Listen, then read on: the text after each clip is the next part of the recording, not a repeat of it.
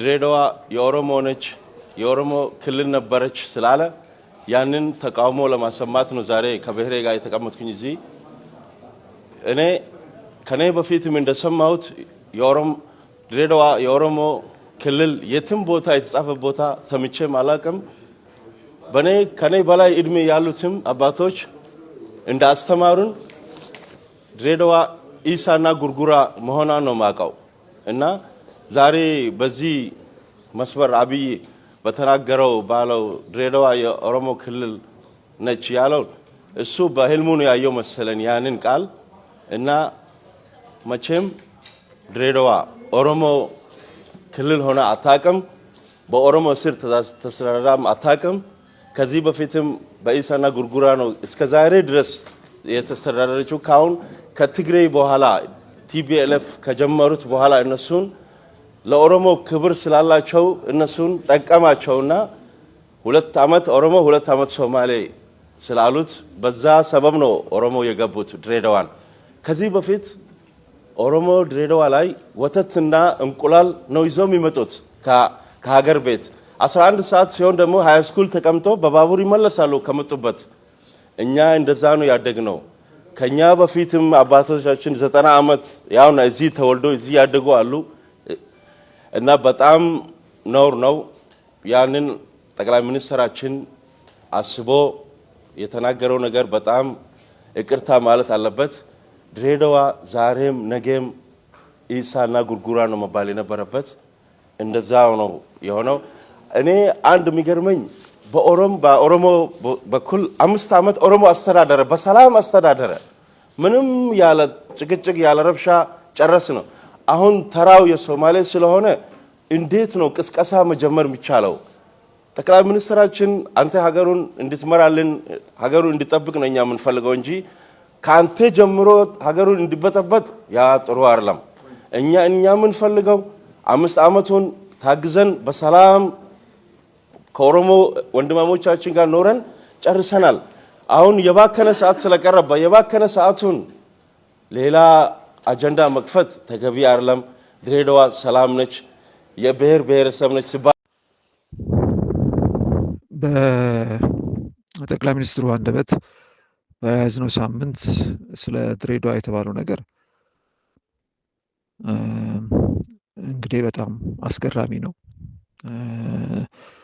እንደ ድንገትም እንደው በስሜት የተባለው ነገር አይደለም በደም ታስቦበት የተባለ ነገር ነው የታቀደ ነገር አለ ለዛ ጥርጊያ መንገድ እንዲሆን ነው የተነገረው ይሄን አስመልክቶ ያው ለህዝብ አንዳንድ ነገሮችን ማስጨበጥ ስለፈለኩኝ ነው ለምን ነገሩ በድሬዳዋ የሚቆም አይደለም ዋናው ታርጌት ዋናው ኢላማ አዲስ አበባ ናት ወደዛ መሄድ ነገር ነው ስለዚህ እንደው ይሄንን ህዝብ ተዘጋጅቶ እንዲጠብቅ እና ለሚመጣው ችግር በችግሩ ልክ ተመጣጣኝ የሆነ ምላሽ መስጠትም ስለሚያስፈልግ ለዛ ዝግጅት እንዲደረግ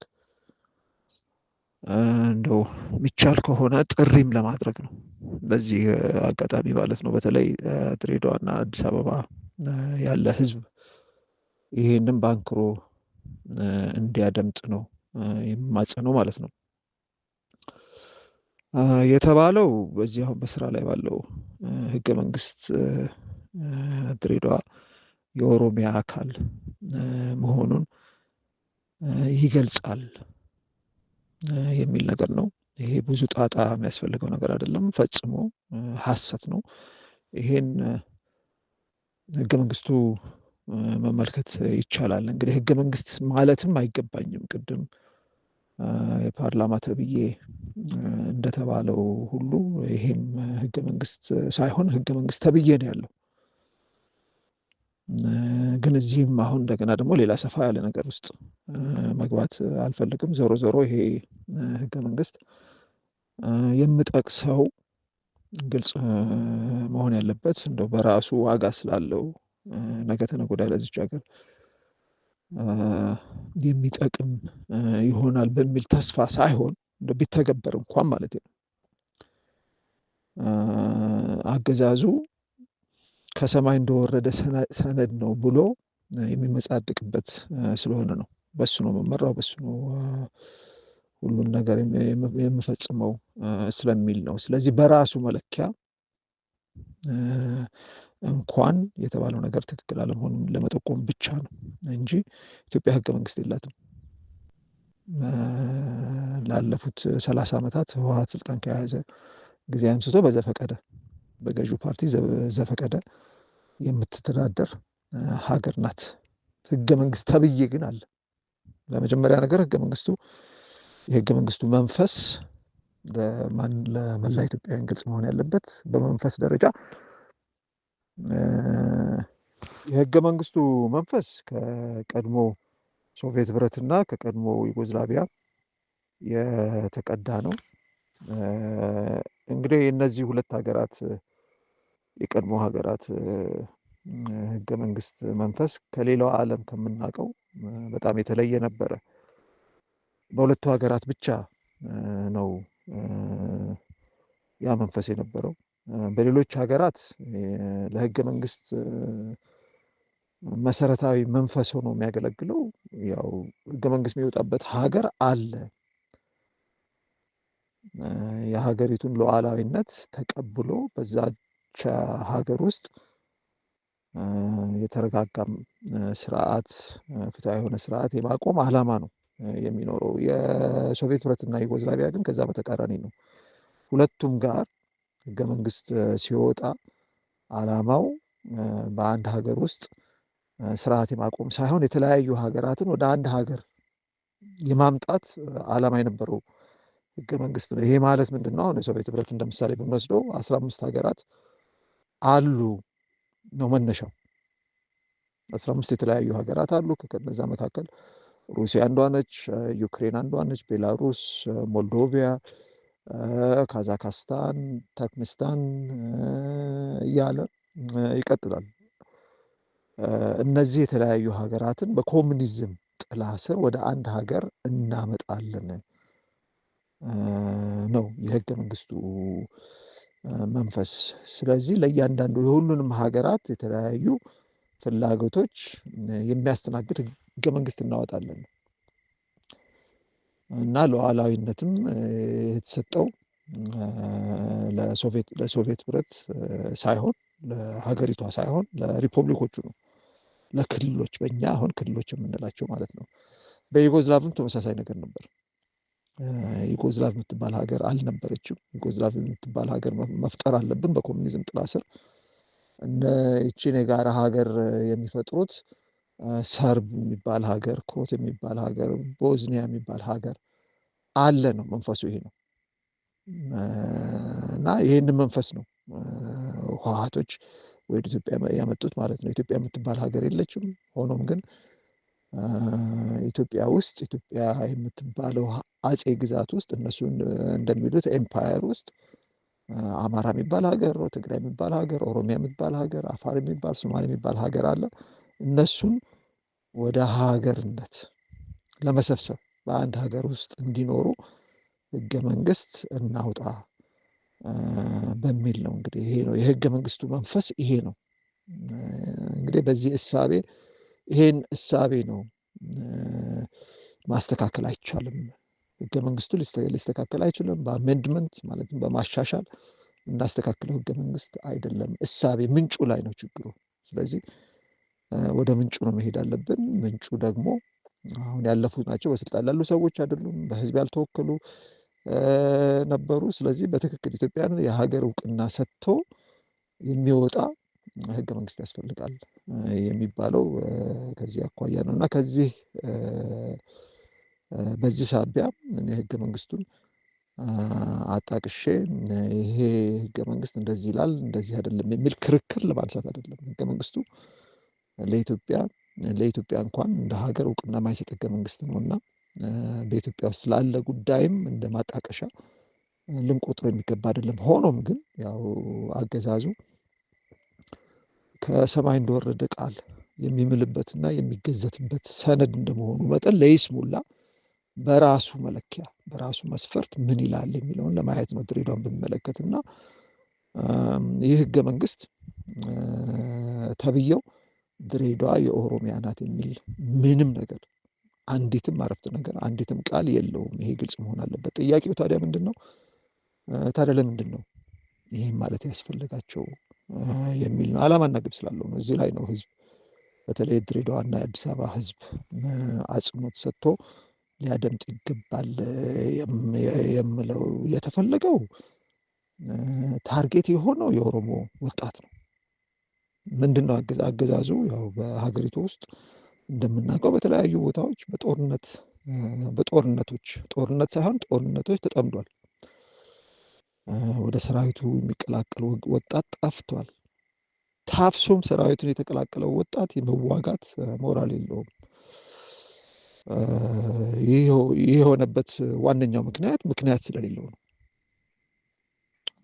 ምክንያት የለውም። ስርዓቱ ይህ ነው ብሎ አሳማኝ የሆነ ምክንያት ለሰራዊቱ ሊሰጠው አልቻለም። ልቡን ማስታጠቅ አልቻለም። ክላሽ አስታጥቆታል፣ ግን ልቡን ማስታጠቅ አልቻለም። ልቡን ማስታጠቅ የሚችለው ፍትሐዊ ዓላማ ሲኖረው ነው። ስለዚህ ፍትሐዊ ዓላማ በሌለበት ሁኔታም ጦርነቶችን እየተሸነፈ እየተዳከመ ስለሆነ እንዴት ነው ከዚህ አጣብቅኝ መውጣው የሚል ጭንቀት ውስጥ ነው ያለውና አሁን እንደ አማራጭ የተፈለገው የኦሮሞ ህዝብን በአጠቃላይ በተለይ ደግሞ የኦሮሞ ወጣትን ስሜት መቀስቀስ ነው እና ለዚህ እንግዲህ እንደ ማገዶ እንጨት እሳቱን ለማቀጣጠል የተፈለገው በመጀመሪያ አሁን ድሬዳዋን ወደ ኦሮሚያ ውስጥ በማስገባት ድጋፍ እናገኛለን። የወጣቱን ስሜት እንቀሰቅሳለን። ከዛም ወደ ሰራዊቱ አስገብተን ወደ ዘመቻ እንልከዋለን ነው። ይሄ ነው ዓላማው። ግን የድሬዳዋ ጉዳይ ብቻ ደግሞ የኦሮሞን ህዝብ በሚፈለገው ልክ የኦሮሞን ወጣት በሚፈለገው ልክ መቀስቀስ ስለማይቻል በሁለተኛነት የተቀመጠችው አዲስ አበባ ነች። ዋናው ታርጌት አሁን አዲስ አበባ ነች። ይሄ ጉዳይ ድሬዳዋ ላይ ጀመረ እንጂ ድሬዳዋ ላይ የሚቀር አይደለም። ወደ አዲስ አበባ የሚዛመት ነው። ወደ አዲስ አበባ የሚሄድ ነው። ስለዚህ የአዲስ አበባ ህዝብ ዛሬ በድሬዳዋ እየተደረገ ያለውን ነገር እና እየተባለ ያለውን ነገር ነግ በኔ ብሎ መከታተል አለበት። ወደ እሱ እየመጣ ይሄ ነው ቁልፉ ነጥብ ለማለት ነው። መጨረሻ ላይ ይሄ ነገር ይሰራል እያልኩኝ አይደለም። የተወሰነ ጊዜ የስርዓቱን ዕድሜ በዚህ መንገድ ለማራዘም ይቻል ይሆናል፣ ግን ዘላቂ መፍትሄ አይደለም። ዘላቂ መፍትሄ አለመሆኑ ግልጽ ሊሆን ይገባል። ከዛም ባሻገር ለድሬዳዋም ህዝብ ለአዲስ አበባም ህዝብ የማስተላልፈው መልእክት አለኝ።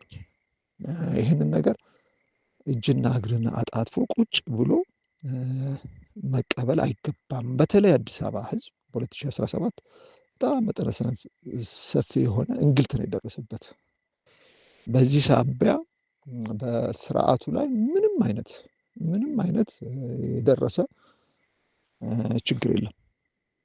ትርጉም እዚህ ግባ የሚባል ተቃውሞም አልቀረበበትም። በተለይ ደግሞ ባልደራስ ከተዳከመ በኋላ ማለት ነው። እና አሁን አዲስ አበባ ህዝብ ላይ ያፈለግኩትን አደርጋለሁ የሚል ትምክት ውስጥ ድምዳሜ ላይ ደርሷል ስርዓቱ እና ከዚህ እሳቤው እንዲወጣ ማድረግ ያስፈልጋል። መደራጀት ያስፈልጋል። መታገል ያስፈልጋል ለማለት ነው። አለዛ ይሄ ችግር ዞሮ ያው 2017 ላይ በተኬደበት መንገድ የሚካሄድ ከሆነ እያንዳንዱን ቤት አንኳክቶ መምጣቱ አይቀርም። እያንዳንዱን ቤት ነው የሚያንኳኳው። ግን ይሄ ችግር እዛ ላይ የሚቆም አይደለም። አሁን ድሬዳዋን የኦሮሚያ አካል በማድረግ አዲስ አበባን የኦሮሚያ አካል በማድረግ የሚቆምም አይደለም። እያንዳንዱን ቤት የሚያንኳኳ ችግር ነው። ታሞ ከመማቀቅ አስቀድሞ መጠንቀቅ የሚባል ነገር አለ። እያንዳንዱን ቤት እስከሚያንኳኳ አይደለም ችግሩ መጠበቅ ያለበት፣ ከወዲሁ ነው መከላከል ያለብን። በዚህ ልክ ሁለቱም ህዝብ ይህንን ጉዳይ በአንክሮ እንዲከታተልና ለችግሩ የሚመጥን ህዝባዊ ምላሽ ለመስጠት መተባበር እንዳለበት፣ መነጋገር እንዳለበት፣ ማቀድ እንዳለበት፣ መንቀሳቀስ እንዳለበት ለማሳሰብ ነው የምፈልገው። አመሰግናለሁ ሀብትሽ። አሁን ወደ ዋናው ጥያቄ ምላሽ እሄዳለሁ።